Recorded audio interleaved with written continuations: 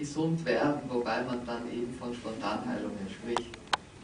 Und zwar kam es immer irgendwann im Leben dieser Patienten zu einem gravierenden Bruch. Das normale Lebensmuster, die ureigenste Lebensmelodie des Patienten geht plötzlich verloren durch ein, wie schon erwähntes, unerwartetes, schweres Konflikt- bzw. Schockerlebnis, das den Patienten unvorbereitet traf. Dies kann natürlich zum Beispiel der unerwartet eingetretene Tod eines geliebten Verwandten, Gatten, Kind und so weiter sein. Es kann aber auch ein für Außenstehendes fast banales Ereignis sein, wie eine unerwartete Zwangspensionierung, ein Mobbing am Arbeitsplatz, eine schlechte Kritik, eine schwere Enttäuschung und vieles mehr. Es ist so interessant festzustellen, dass für den einen, das was für den einen ein Schicksalsschlag ist für den anderen Menschen vielleicht nur eine leichte Irritation. Aber diese individuelle Disposition ist ausschlaggebend, ob ein Mensch krank wird oder nicht. Ok. Moi-même, j'ai eu des centaines de cas de personnes qui ont eu cette situation grave et qui ont pu guérir. Alors, les situations généralement sont similaires. C'est pratiquement ces personnes-là, la maladie a été observée, a fait son apparition quand l'envie de vivre a commencé à se faire sentir. L'envie de vivre, pas l'envie. Quand la personne ne voulait plus, n'avait plus goût à la vie, commence à se faire sentir. Et les chocs sont différents, soient-ils. Les chocs les plus durs, c'est la perte d'un cher, d'une personne chère, parent, enfant.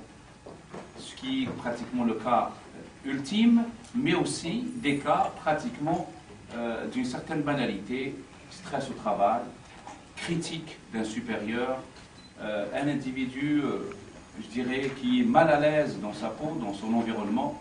Toutes ces situations se répercutent par ces pathologies et ces maladies.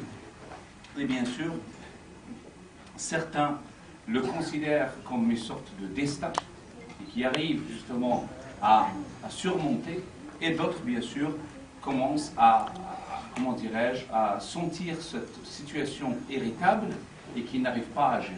Donc c'est dans cet état d'âme que les individus diffèrent et bien sûr les pathologies sont différentes.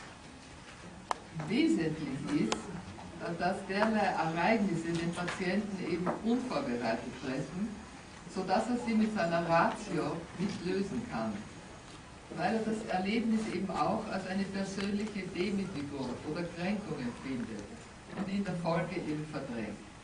Das Verdrängen eines Problems bedeutet natürlich keine Lösung des Problems, sondern dass der Konflikt arbeitet im Unbewussten des Menschen weiter und das als persönliche Kränkung empfundene Konflikterlebnis führt zu krankmachenden Gedankenassoziationen. Ich gebe Ihnen ein Beispiel. Wenn ein Mensch zwangspensioniert wird und ihn das unvorbereitet trifft, dann ist das für die meisten Menschen zwar ein unangenehmes Ereignis, aber es macht ihn sicherlich nicht krank, weil die meisten Menschen können mit der Ratio ihr Problem lösen und sagen, der Betrieb muss es machen, um zu überleben. Ein Teil der Patienten wird aber krank, wenn er unvorbereitet zwangspensioniert wird, wenn er das als Demütigung empfindet, wenn er empfindet, er ist davon gejagt worden wie ein Hund, er hat sich sein Leben lang für diesen Betrieb eingesetzt und jetzt braucht man ihn nicht mehr. Also wenn es bei einem Menschen zu einem schweren Selbstwerteinbruch führt, kann er durch so einen banalen Konflikt wie einer Zwangspensionierung krank werden. Alors, on est toujours dans cette situation de mauvaise préparation, voire une mauvaise gestion de la situation. Les personnes qui amplifient ce phénomène, pour certaines personnes c'est une situation tout à fait normale de la vie, ceux qui croient au destin, ceux qui ont une certaine foi, qui considèrent que la perte d'une personne chère fait partie de la vie, la naissance puis la mort, et certaines personnes amplifient la situation. Gérer mal un conflit, un choc, a systématiquement des répercussions. Certaines personnes n'arrivent pas à gérer une humiliation, n'arrivent pas à gérer cette situation d'humiliation, et ce qui fait que parfois elles cachent le problème, mais cacher le problème n'est pas une solution au problème. Finalement, c'est voiler une situation, faire semblant que la situation est gérée et gérable, mais ce n'est pas le cas.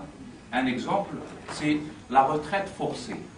Soit qu'une compagnie, et on entend souvent en Europe qu'il y a des boîtes qui envoient des gens à un certain âge, voire prématurés parce que le bénéfice, ou bien parce qu'il y a ce qu'on appelle la délocalisation d'une entreprise vers la Chine, et l'on voit certaines personnes considèrent comme aller en retraite de manière précipitée, c'est une partie du contrat de la vie, c'est-à-dire aller changer de carrière, et certaines personnes malheureusement gèrent très très mal. Ils se disent dans leur subconscient que j'ai travaillé pendant 20 ans, 30 ans dans cette entreprise, et voilà maintenant je suis chassé comme un chien, on n'a plus besoin de moi. Je suis devenu une sorte de quelqu'un qui doit être mis dans une caisse. Et ces gens-là qui gèrent mal cette notion d'humiliation dans leur tête avant tout, vont avoir systématiquement des pathologies. Also diese krankmachende Gedankenassoziation ist ganz wesentlich für das Auslösen so einer Erkrankung. Denn der Patient rutscht dann nämlich in eine chronische Stresssituation mit erhöhtem Sympathikotonus, aus welchem er ohne Hilfe nur sehr schwer herauskommt und welche eben krankmachend wirkt. Gelingt eben allerdings einem Menschen die Lösung eines solchen krankmachenden Konfliktes, so kann es oft Jahre später zu einer sogenannten Spontanheilung kommen. Es ist dann aber nicht so, dass kein ärztliches Zutun notwendig ist. Es verschieben sich nur die Prioritäten, und zwar in Richtung seelisch-geistigen Elemente. Die Umstände, die zur Spontanheilung führen, kann man folgendermaßen skizzieren. Der Patient kann sich aus dieser Konfliktsituation oft jahrelang nicht befreien, weil er ständig über das ihm zugefügte Unrecht, über die erlittene Demütigung etc. grübelt. Das ist die krankmachende Gedankenassoziation. Und diese Periode dauert so lange an, bis zum Beispiel die Krebserkrankung auf der somatischen Ebene manifest wird, beziehungsweise bis sich die somatische Ebene mit entsprechenden Symptomen meldet. Die Destruktivität der Tumorerkrankung, zum Beispiel auf der somatischen Ebene, widerspiegelt dabei die Destruktion, welche die Psyche durch den ungelösten Konflikt erleidet bzw. erlitten hat. Donc, cette situation de stress continu qui devient un phénomène chronique chez la personne, bien sûr qui se manifeste par une situation de stress, qui s'accompagne par un état dépressif, parce que la personne a mal géré ce choc émotionnel, va systématiquement avoir des problèmes graves qui vont se manifester par la suite par des pathologies. Alors, je ne veux pas dire par cela que les gens qui arrivent à gérer ces situations n'ont pas besoin d'une assistance médicale. Non. Sauf que l'assistance médicale peut éventuellement diminuer et bien sûr la personne pourrait par la suite traiter et guérir. Alors les gens qui ont cette situation de dépressive et de stress chronique suite à une humiliation, comme on l'a dit dans le cas de travail au choc émotionnel, ça, la guérison malheureusement elle se fait attendre et par la suite tout ce qui était dans le mind, dans le psychique, va se répercuter sur le côté somatique, c'est-à-dire l'apparition de pathologies. Donc finalement, pour résumer, un choc émotionnel, un stress chronique, une situation dépressive, mentale, et après c'est le corps qui subit. Et voilà maintenant, la manifestation elle se fait, et les pathologies, telles que le cancer, ce n'est que le miroir de tout ce qui est psychologique. Donc, s'il y a eu une pathologie quelconque, c'est que le mind, c'est que l'esprit a lâché, il n'a plus envie de vivre, et systématiquement, par la suite, quelques années plus tard, la pathologie. Jetzt kommen wir noch zu einem sehr interessanten Phänomen. Wenn nämlich ein Patient die Diagnose Krebs mitgeteilt bekommt, hat er zwei Möglichkeiten. Die Mehrzahl der Patienten erleiden einen neuerlichen Schock, da Krebs sich ja als unheilbare, als tödlich endende Erkrankung tief in das Bewusstsein der Menschen eingraviert hat. Und diese Menschen begeben sich meist auf die schulmedizinische Schiene, sehr oft unter dem Druck der Angehörigen und der Ärzte, mit in der Regel bekannten Ausgang. Einige Patienten aber, und das sind jene, die eine Spontanheilung erleben, sind imstande, die Diagnose Krebs mit dem oft jahrelang zurückliegenden Konfliktereignis in einen kausalen Zusammenhang zu bringen. Es ist eine Art Aha-Erlebnis, das diese Patienten sehr genau beschreiben können. Ja, genau damals, nach diesem Schockerlebnis, hat meine Erkrankung begonnen. Seit damals ist meine Welt nicht mehr in Ordnung. Und das Interessante ist, dass mit dieser Einsicht gleichzeitig der Konflikt, der durch das Schockerlebnis seinerzeit entstanden ist, gelöst werden kann. Weil er in das Bewusstsein gerutscht ist, weil er bewusst wurde und weil die Ratio, das Bewusstsein, eine kreative Lösung dazu findet. Alors, les patients qui ont été diagnostiqués par un cancer, c'est le deuxième choc. Donc le premier choc était un choc émotionnel qui a conduit à une situation psychologique, et le deuxième choc, c'est que cancer veut dire généralement une situation de maladie grave, incurable et bien sûr qui peut conduire à la mort. Alors, deux situations se posent, deux patients sont là. Donc, une première catégorie de personnes va se dire, voilà, j'ai cette pathologie, une maladie grave, et toute la famille se met autour, et on va aller vers la médecine conventionnelle. Thérapie, chimio, radio et tout ce qui s'ensuit, parce que finalement, même si la personne, elle a un esprit relativement libre, mais la pression de la société fait qu'il faut aller voir l'oncologue, il faut commencer à traiter, on n'a pas le temps, et ainsi de suite, les rendez-vous.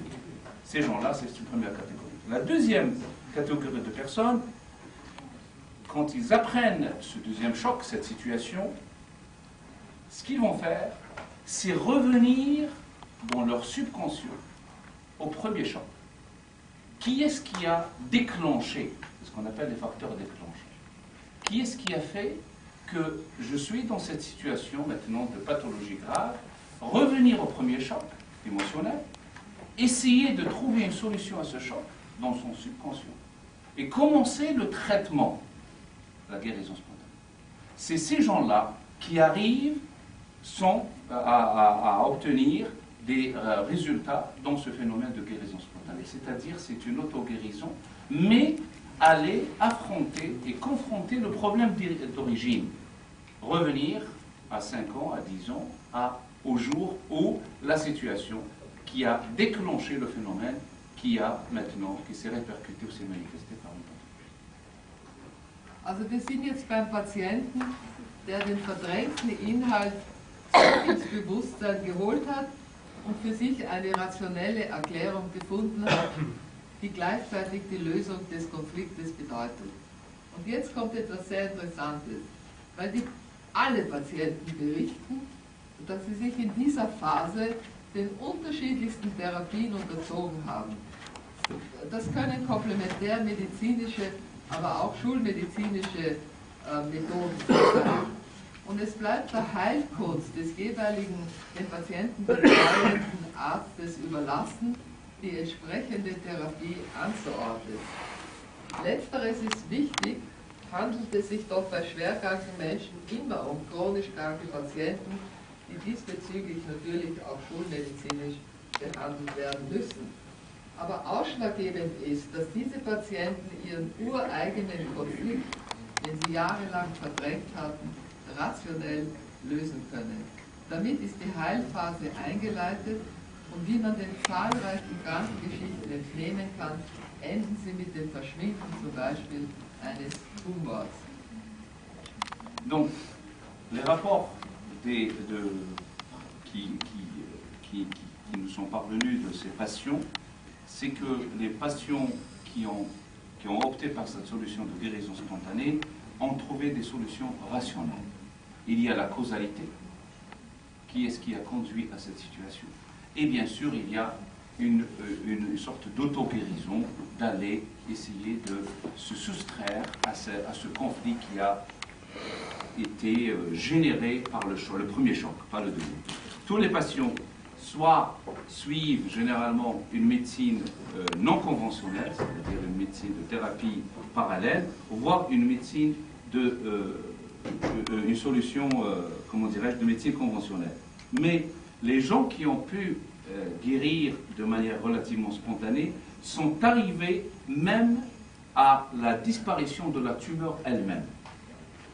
D'accord, oui. Voilà. Donc, comme elle comprend le français, elle sait quand même si je traduis. Et cette disparition de tumeur fait en sorte qu'il y a eu quand même un travail interne qui a été fait. Voilà. Ich zitiere jetzt eine Krankengeschichte aus einem dieser vielen Bücher, die da publiziert worden sind. Das Buch heißt Weißbuch Heilung und ist geschrieben worden von einem Herrn Kurt Langbein. Die Krankengeschichte ist folgendermaßen, sie ist so plakativ, dass ich sie Ihnen hier präsentieren möchte, weil dann verstehen Sie diesen Mechanismus besser. Ein gewisser Herr Egger, 65 Jahre alt, wohnte am südlichen Stadtrand von Wien und leitete bis zur Jahrtausendwende einen öffentlichen Forstbetrieb. Im Jahr 2005 wurde bei ihm ein Tumor an der Bauchspeicheldrüse entdeckt. Es war Krebs, welcher auch umgehend operativ entfernt wurde. Ja. Ok. Donc je vous raconte une histoire d'un individu, disons une situation classique.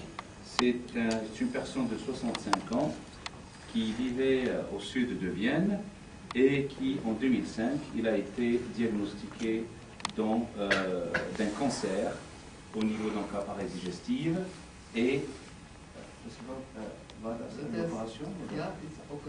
donc il a été opéré de cette tumeur en 2005. Dieser Herr Egger war im Augenblick der Diagnosestellung überzeugt zu wissen, wie sein Krebs entstanden ist. 5 Jahre vor der Erkrankung wurde er mit etlichen Mitarbeitern ohne Vorankündigung zwangspensioniert. Danach war für den Patienten alles anders. Er war nicht mehr der anerkannte Mitarbeiter eines großen Betriebes. Er war seiner sozialen Kontakte, seiner Bedeutung im Kreise seiner Mitarbeiter beraubt und er schämte sich. Er zog sich zurück und grübelte tagelang und tagaus über das erlittene Unrecht nach. Es war Stress pur. Und der Patient erzählt euch auch, es war die größte Enttäuschung. Mein ganzes Leben habe ich für den Betrieb gearbeitet und immer nur das Beste zu erreichen versucht. Und dann wird einem einfach über Nacht gesagt, jetzt bist du alt, zu teuer, jetzt schleich dich, auf gut Deutsch gesagt. Herr Egger war spürbar emotional, als er das sagte, und seine Stimme zitterte. Voilà. Donc, cette personne de M. Egger de 65 ans, il a essayé de revenir, de faire ce qu'on appelle une étude rétrospective, il a essayé de revenir en arrière et il a exactement remarqué que 5 ans avant la pathologie, il a vécu un choc émotionnel, un choc lié à une retraite forcée, sans aucune